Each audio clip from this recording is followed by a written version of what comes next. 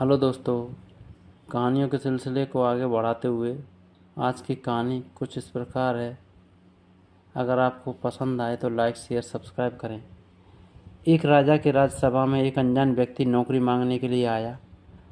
उससे उसकी योग्यता पूछी गई तो वो बोला, आदमी हो चाहे जानवर, शक्ल देखकर मैं उसके बारे में बता सकता हूँ।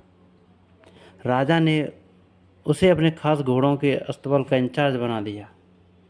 कुछ दिनों बाद राजा ने उससे अपने सबसे महंगे और मनपसंद घोड़े के बारे में पूछा। उसने कहा, महाराज, ये घोड़ा नस्ली नहीं है। राजा को हैरानी हुई। उसने जंगल से तुरंत घोड़े वाले को बुलाकर पूछा। उसने बताया, घोड़ा नस्ली तो है, पर उसकी पैदाइश पर उसकी माँ मर गई थी। ये एक गाय का दूध पीकर उसके साथ पला है। राजा ने अपने नौकर को बुलाया और पूछा, तुमको कैसे पता चला कि घोड़ा नस्ली नहीं है? उसने कहा, जब ये घास खाता है तो गायों की तरह सर नीचे करके, जबकि नस्ली घोड़ा घास मुंह से लेकर सर उठा लेता है।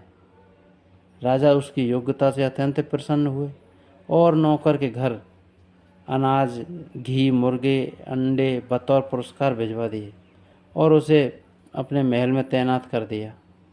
कुछ दिनों बाद राजा ने उससे रानी के बारे में राय मांगी। उसने कहा, तौर तरीके तो रानी जैसे हैं, लेकिन पैदाइश ही नहीं है। राजा के पैरों तले जमीन खिसक गई। उसने अपनी सास को बुलाया, मामला उसको बताया।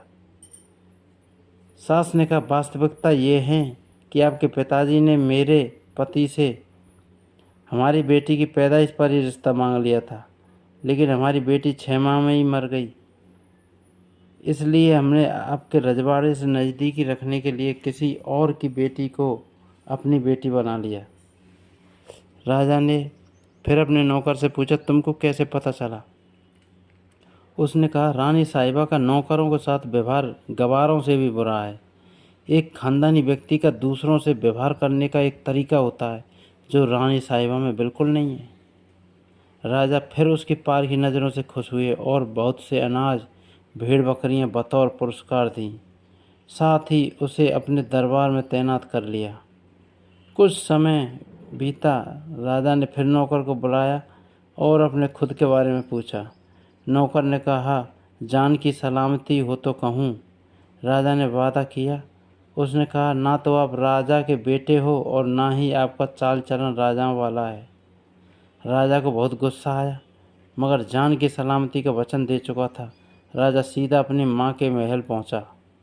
माँ ने कहा, यह सच है, तुम एक चरवाहे के बेटे हो। हमारी औलाद नहीं थी तो तुम्हें गोद लेकर हमने पाला है।